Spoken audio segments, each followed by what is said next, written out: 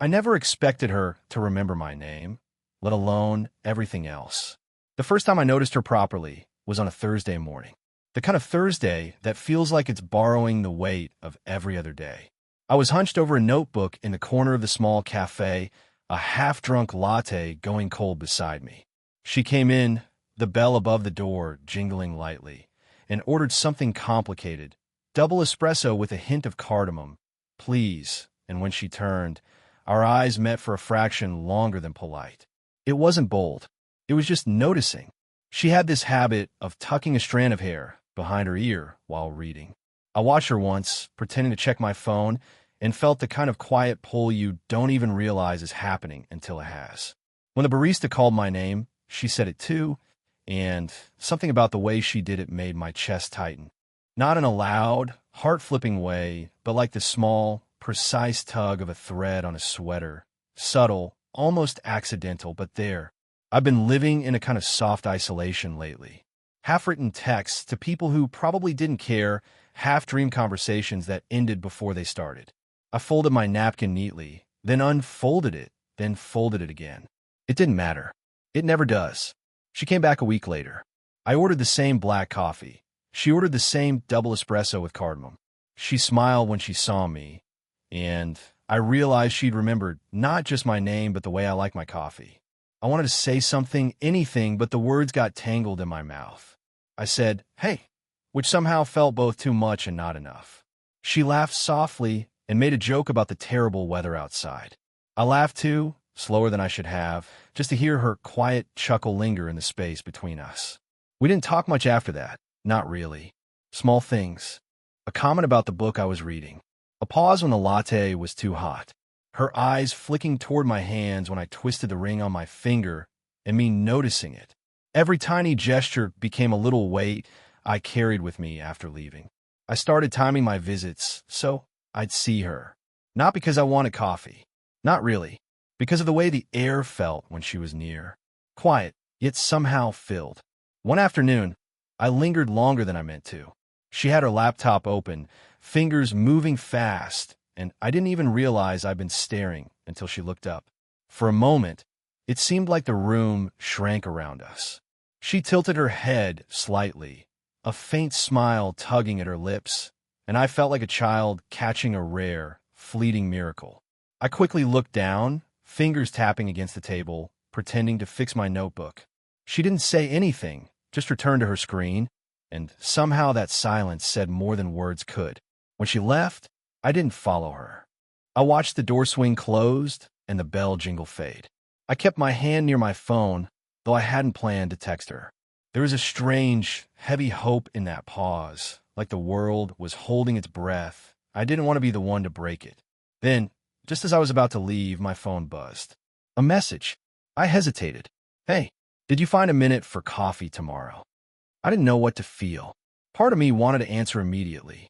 Another part of me froze, because she had already unsettled the quiet rhythm of my mornings in the best way possible. And just like that, she had disappeared from sight again, leaving me hovering over my phone, heart thudding quietly in the space she left behind. The next morning, I found myself in the cafe again, earlier than usual, staring at the door every few seconds.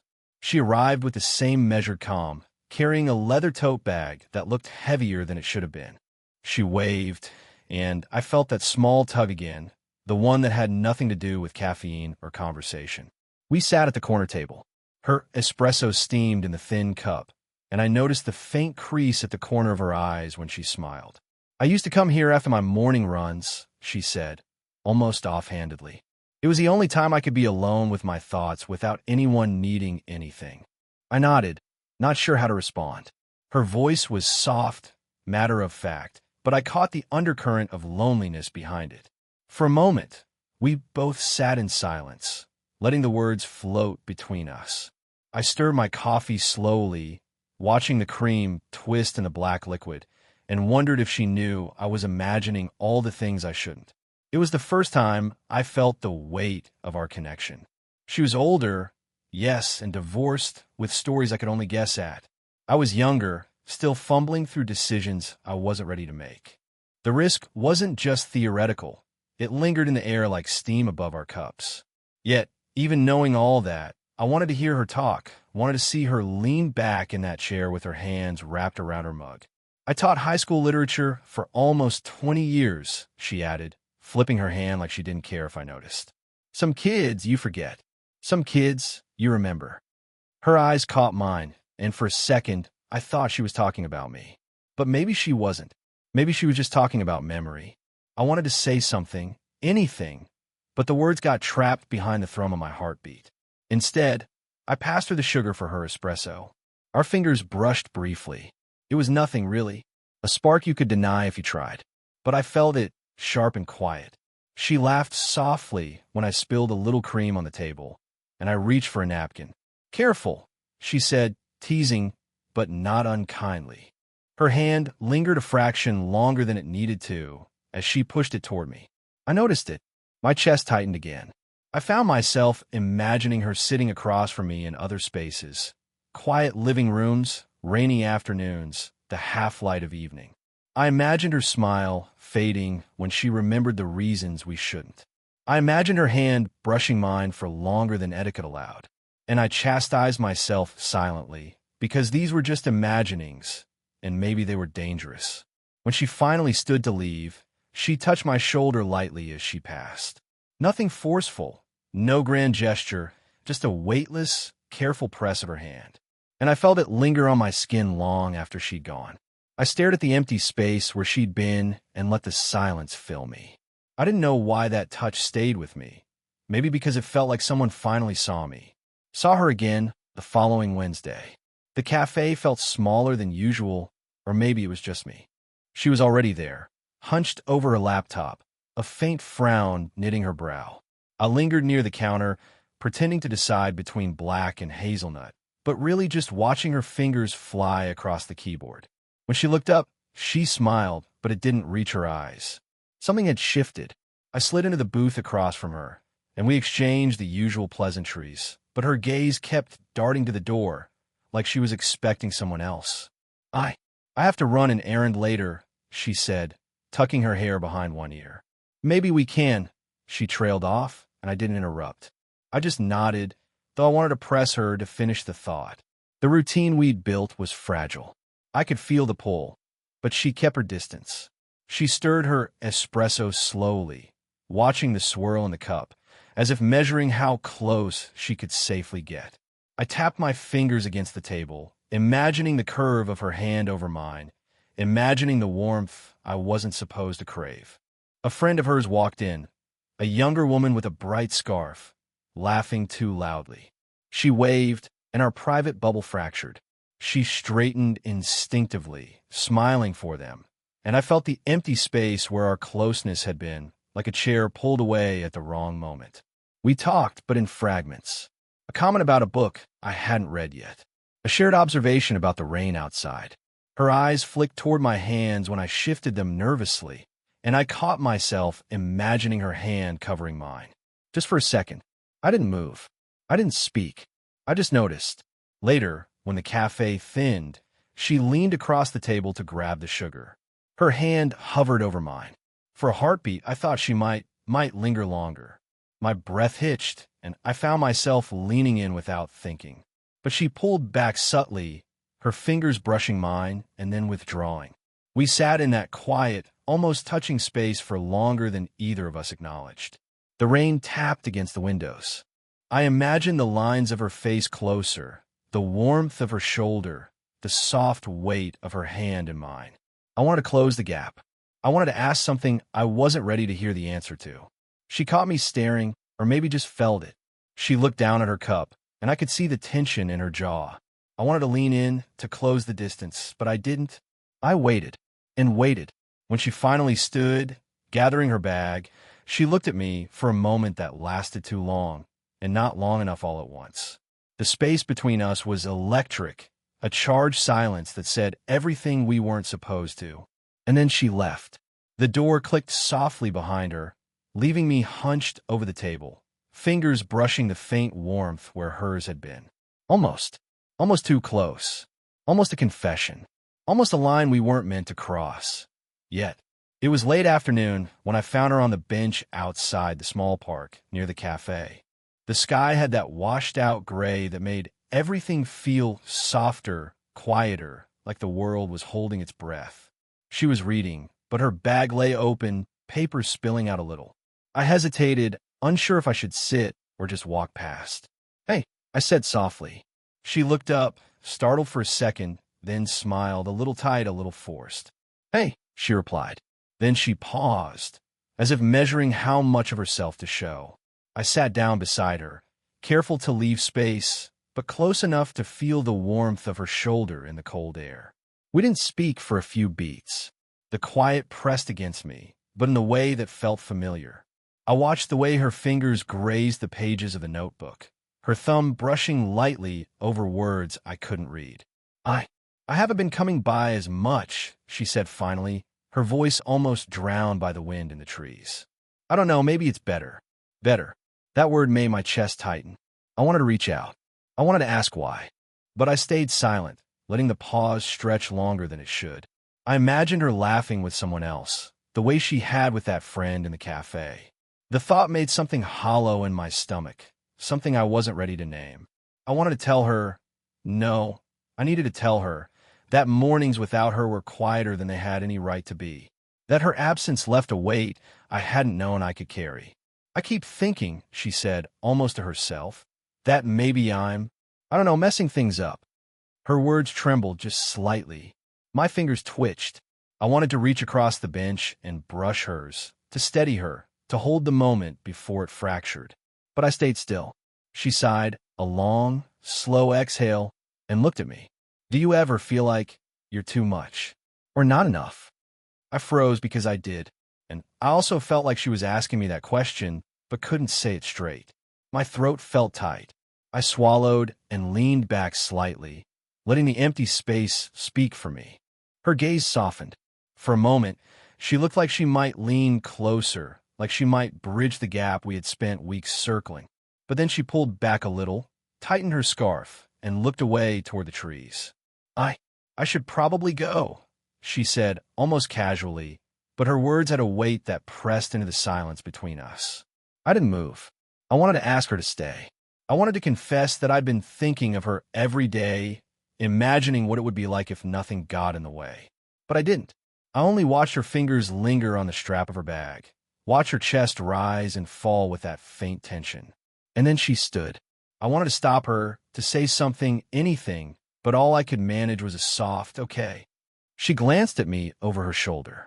Her eyes held something fragile, a question unspoken, a hesitation that mirrored my own. And then she walked away. I stayed on the bench, silent, heart heavy. Did I have the courage to bridge that space next time? Or had the chance already slipped through my fingers? I didn't see her for a week. Not at the cafe, not at the park bench, not in any of the small streets I half expected to cross her. My mornings felt hollow. I kept my phone in my pocket, expecting a message that didn't come. When she finally appeared, it wasn't in the cafe or the park. It was outside the bookstore I sometimes lingered in. She looked tense, eyes scanning the street before she noticed me. I waved. She hesitated, then smiled, but it didn't reach her eyes. "Hey," I said, stepping closer. "Hey," she replied. Then she paused, as if trying to weigh her words. I should tell you something. I didn't want to just..." She stopped herself, biting her lower lip. My chest tightened. My pulse raced in a way that made me feel like I've been holding my breath for days. "There's someone I still see sometimes. My ex," she said finally, her voice low, careful. "We talked because of the kids." I didn't know if I should mention it. I nodded, not sure what to say. Her ex, her children, the world I hadn't been a part of, all suddenly folded into our fragile little bubble. I felt a hollow tug in my chest, like a string being pulled from somewhere deep. She glanced at me, eyes searching mine, and I imagined asking questions I wasn't ready to hear the answers to. Instead, I smiled faintly and said, "Thanks for telling me," which was true, but it didn't fix the way my stomach twisted, the quiet fear that we were already impossible. We walked together for a few blocks, side by side, not speaking. Every so often, She nudged my arm lightly or laughed at a word I said, and my heart lifted, only to drop again when her phone buzzed and she stepped aside to answer. I watched her shoulder tense and relax, the brief glimpse of her voice carrying like a foreign echo. When we reached the cafe, she paused at the door. I should go in alone. I'll meet you later, she said, but the hesitation in her eyes made me doubt if she'd come back. I didn't follow. I just watched her slip inside, the door closing softly behind her. I wanted to knock, to call, to grab her hand and demand some clarity. But I didn't. My fingers hovered over my phone, poised to type a message I never sent. I left the street slowly, taking my usual path back, half hoping she might appear at the corner, half hoping she wouldn't.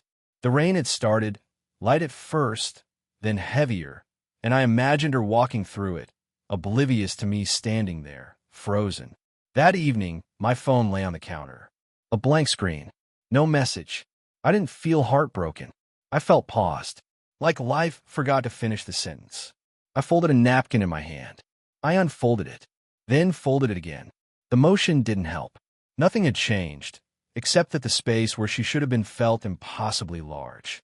I found her in the small kitchen of her apartment that evening. I hadn't been invited, not really, but the door had been unlocked, a subtle gesture I didn't want to overthink. She was making tea, the steam curling into the dim light, and for a moment I just watched. "I didn't think you'd come," she said, without looking at me. I said, voice low, careful. My fingers itched to reach across the counter, to touch her hand, to say something that felt impossibly urgent and impossibly forbidden at once. She turned, mug in hand, and our eyes met. That pull, the one I'd been chasing, imagining, holding in secret, settled over us like quiet gravity.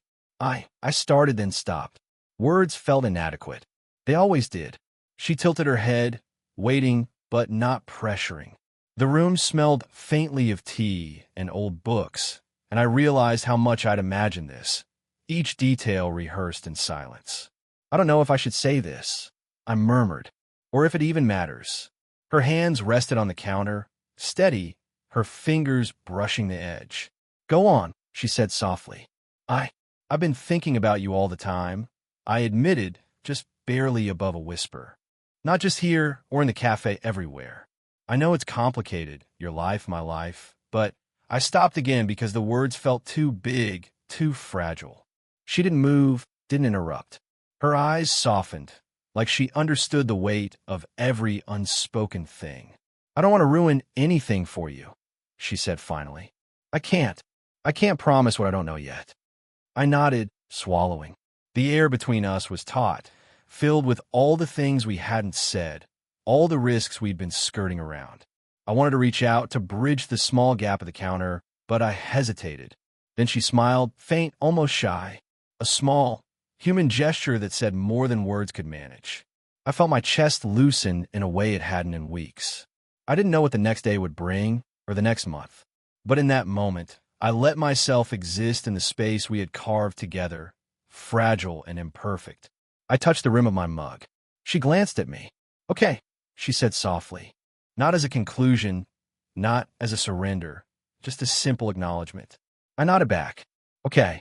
We didn't say more. We didn't need to. The quiet connection, the shared space, the subtle acknowledgement was enough. For now, it was enough. And for the first time in what felt like forever, the pull didn't sting. It simply existed, steady, like something real finally letting itself be seen. It had been months since that evening in the kitchen. Life didn't suddenly change, didn't become some perfect, tidy story. But the edges were softer now. I saw her most mornings at the cafe again, the same corner table, the same black coffee, steam curling into the quiet. Only this time, I didn't feel the hollow weight of waiting. She arrived at exactly 8:47 a.m., her bag slung over one shoulder, hair tucked neatly behind her ear. I smiled when I saw her. She smiled back, that faint, careful curve that had always made mornings feel a little lighter. We walked together sometimes, taking the long route through the small park, past the bench where we'd almost said everything and almost nothing. She carried a tote bag full of papers. I carried my notebook. Our hands brushed occasionally, lightly, deliberately. No grand gestures, just small reminders that we existed in each other's space, carefully, without claiming it all at once. One rainy afternoon, we shared a tea on her balcony, steam rising between us. I caught her hand briefly as she passed the sugar, and neither of us pulled away. We didn't need to say anything. The room smelled of rain and earth, of old books and coffee, familiar and steady. Sometimes she talked about her students, sometimes I spoke of things I hadn't shared with anyone. And sometimes we just sat in silence, letting the quiet stretch between us like it was meant to. It was comfortable. It was ours. I'd stopped imagining what could go wrong, stopped pausing mid-step for fear of a text that wouldn't come. She was here, present, unspoken promises held in glances and lingering pauses. Life was still messy, still complicated. But for the first time in a long time, it felt like it could hold us both without breaking. One morning, as I stirred my black coffee and watched her sip her espresso with a hint of cardamom, I realized the little things mattered more than any big declaration.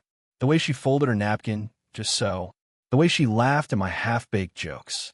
The way her hand brushed mine on the park bench, so small it could be missed, but never was. I reached across the table, lightly, and she didn't flinch. She met my gaze, and we shared that quiet acknowledgement, the one that had been building for months, years, maybe lifetimes in small increments. No words were necessary. I thought about the mornings I'd waited, the evenings spent imagining her smile, the empty seats, the messages unsent.